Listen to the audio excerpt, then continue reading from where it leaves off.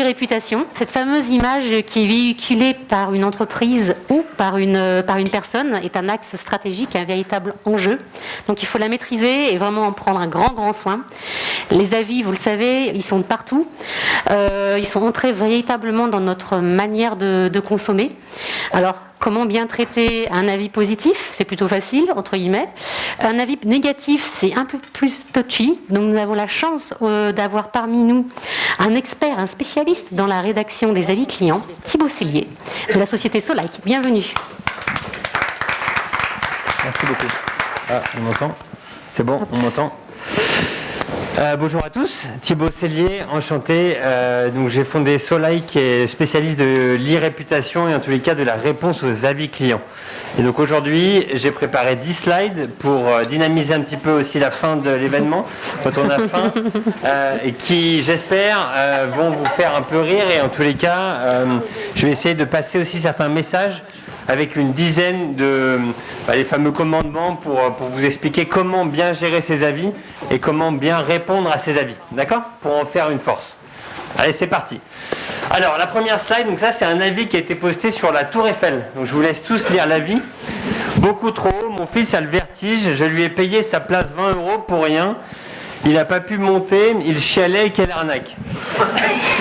Donc en fin de compte, il y a des community managers aujourd'hui qui se retrouvent devant ce type d'avis à se dire alors comment je vais pouvoir gérer ce type d'avis, comment je vais pouvoir y répondre, sachant que certains d'entre eux sont complètement décalés de la réalité.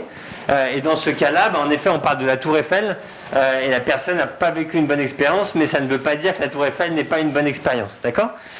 Donc, à gauche, donc je vous ai mis à chaque fois un message, un mot que je vais aborder sur chaque slide. Donc le mot n'est pas forcément toujours corrélé avec l'avis en question, mais en tous les cas, ce qui est important, c'est d'agréger vos avis et d'avoir au même endroit tous les avis qui sont dits sur votre entreprise. Pour ça, des outils existent.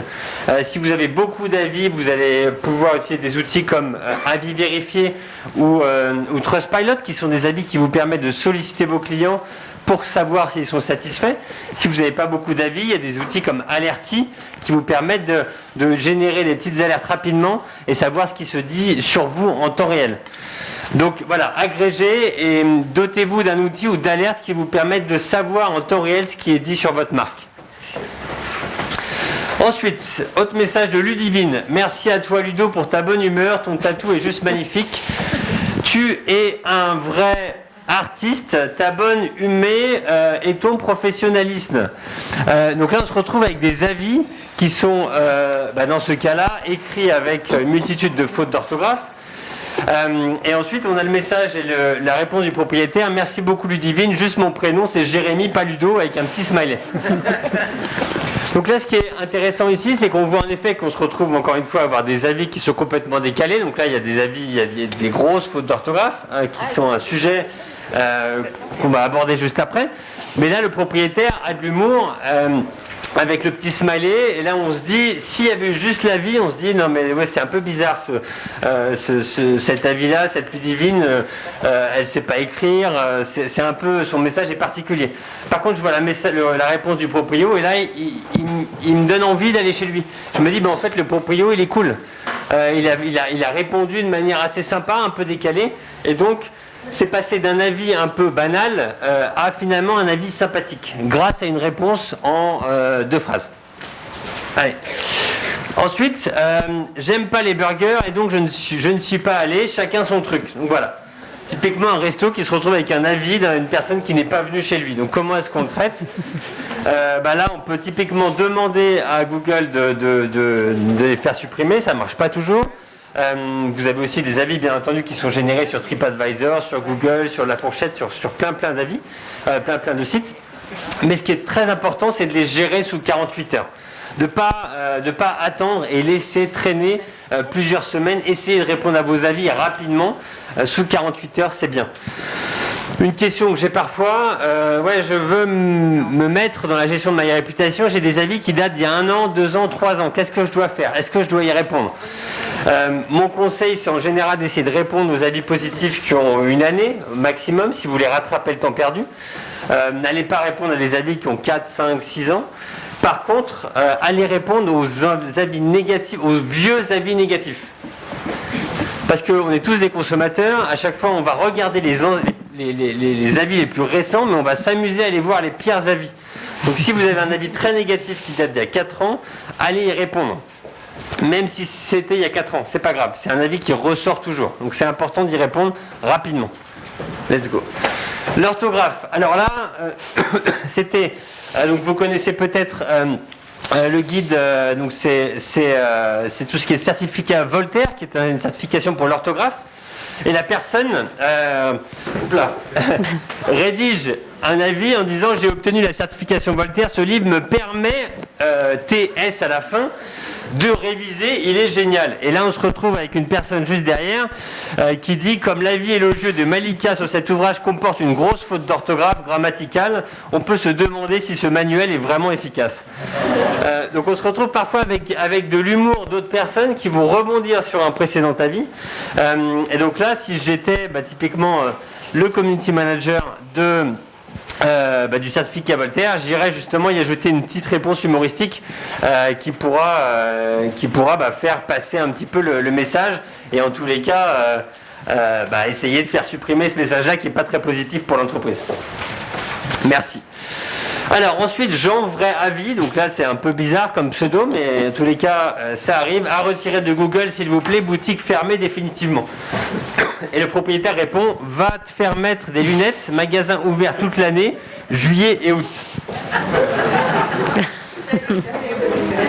Donc va te faire mettre des lunettes, voilà, donc c'est intéressant parce que là on se rend compte que le propriétaire clairement écrit comme il parle, ça l'a amusé. Et il a envie de faire passer son message. Donc globalement, ce qui est important dans les réponses, c'est d'essayer de diffuser des forces, les forces de votre établissement. Donc typiquement, merci beaucoup d'avoir précisé ça et ça. Et ensuite, dans la réponse, vous allez préciser quelles sont vos forces, qu'est-ce qui fait que votre entreprise est unique. Il ne faut pas oublier que parfois, certains clients vont regarder vos avis, mais ne vont pas aller sur votre site internet. Donc depuis ce matin, j'ai entendu peut-être 50 fois le mot avis client. On en a entendu parler quasiment toute la matinée. Pourquoi ? Parce que c'est la dernière étape du processus de consommation d'un client, bien sûr, mais c'est aussi la première étape d'un prochain client qui va lire l'avis et qui va se décider de venir chez vous ou pas. Et dans ce cas-là, diffuser des forces en disant: en effet, merci, notre restaurant, vous avez raison, il est très bien placé au centre d'Annecy. Moi je prends l'exemple d'un restaurant, mais notre restaurant a le bus D qui passe juste devant, et ainsi de suite. Vous pouvez toujours essayer de diffuser des messages qui correspondent à votre entreprise. Allez, go. Alors, donc Mathieu Vernac qui met 1 étoile sur 5, et là le propriétaire écrit un pavé. Alors, je ne sais pas si vous arrivez tous à lire, mais en tous les cas, il remet un peu à sa place la personne en disant que ce n'est pas parce que ta compagne qui est serveuse chez nous t'a quitté que tu dois constamment remettre des avis négatifs sur notre établissement, et ainsi de suite. Donc il détruit un peu la personne en question. Donc il faut grandir un peu et savoir se remettre en question. Et là, arrête de faire le cocu, de la faire cocu en te promenant dans ta BM cabriolet avec tes maîtresses. Donc là, clairement, il le remet complètement à sa place. Là, on va se dire qu'en effet, une réponse comme ça, c'est sur l'image du propriétaire, c'est très amusant maintenant, mais c'est très mauvais pour son image à lui. Mais par contre, le point que je voulais soulever, c'est par rapport aux langues. Comment est-ce qu'on répond à un avis en anglais, un avis en espagnol, un avis en italien? Si vous avez la capacité de bien répondre dans la langue du client, répondez dans la langue du client. Si ce n'est pas le cas, je vous conseille de répondre en anglais aux avis en anglais et en anglais aux avis en langue étrangère. D'accord? Et évitez tant que possible de rédiger des avis, enfin des réponses avec Google Translate, parce que Google Translate sur la traduction, on n'est pas au top. Ensuite, prochain avis, le patron du restaurant n'est pas aimable, pas un bonjour, il ne lève même pas la tête pour regarder les clients qui lui posent des questions, ce qui ne donne pas envie de venir manger dans ce restaurant. Et le propriétaire qui répond ouin ouin. Donc là, j'ai trouvé ça très drôle aussi, parce que voilà, typiquement le propriétaire, on n'a absolument rien à faire. Comme beaucoup de restaurateurs d'ailleurs, qui se disent, mais moi les avis, ça fait 10-15 ans qu'ils en mangent à toutes les sauces, qui sont jugés quotidiennement, et je pense que certains pètent des câbles complètement, ce qui est son cas. Donc après, il faut toujours aussi imaginer, pas penser que à la personne qui a rédigé l'avis, qui ne reviendra pas, mais essayer de penser aux lecteurs, aux centaines de lecteurs. C'est toujours ce que je dis. Ne pensez pas à la personne qui a mis un avis négatif. Elle est perdue, cette personne-là. Mais pensez aux centaines ou aux milliers de personnes qui vont lire cet avis et cette réponse. C'est pour eux qu'il faut rédiger la réponse. Allez, go. Ensuite, pizza très bonne, je recommande. Et donc la personne qui met 1 étoile sur 5. Et l'autre qui répond, pourquoi tu mets 1 étoile, FDP. Donc pour ceux qui ne savent pas ce que veut dire FDP, je ne le dirai pas aujourd'hui. Mais en tous les cas, c'est une belle insulte. Voilà. Donc là, c'est rigolo parce que la personne s'est trompée dans ses commentaires. Et donc, forcément, on imagine très bien, je sais pas, le patron d'un kebab ou d'un tacos qui répond ça à un de ses potes. Sauf que là, l'image, elle est aussi désastreuse. Dans ce cas-là, quand vous avez une personne qui se trompe, qui met qu'1 étoile sur 5 alors que c'est positif, je vous conseille justement de le rédiger dans le commentaire en dessous en disant merci d'avoir pris le temps de poster un avis, mais il semblerait que vous soyez trompé dans la note, vous seriez adorable de remplacer la 1 étoile par 5 étoiles, quoi. Voilà, tout simplement. Et c'est important de répondre à tous ces avis. Répondre aux avis positifs, c'est très important. Parce que vous pouvez en effet diffuser des forces et que pour tout ce qui est référencement naturel, c'est aussi excellent. Et enfin, répondre aux avis négatifs, c'est très important également parce que justement, vous allez dédramatiser certaines situations et vous allez vous valoriser. D'accord ? Parfois, j'ai la question, est-ce qu'il faut que je réponde aux avis où il y a juste une note, des étoiles, mais pas de commentaires ? Moi, ma façon de voir les choses, c'est pas forcément de répondre à chaque fois, mais en tous les cas, quand c'est un très bon avis, de remercier, et quand c'est un avis négatif, de toujours demander en disant mais pourquoi vous avez mis juste une mauvaise note ? On est disponible à tel numéro ou à tel email pour échanger. Ça donne toujours une bonne image de l'établissement. Alors, pas de copier-coller. Donc là, c'est un client qui dit pas venu depuis un bail, la salade de bienvenue devait m'attendre depuis 3 jours, le carpaccio baigné dans l'huile. Donc là, je crois que c'était un Buffalo Grill. Donc typiquement le client n'est pas content et là on voit la réponse du propriétaire: merci pour votre commentaire, nous attendons avec impatience votre prochaine visite chez Buffalo Grill.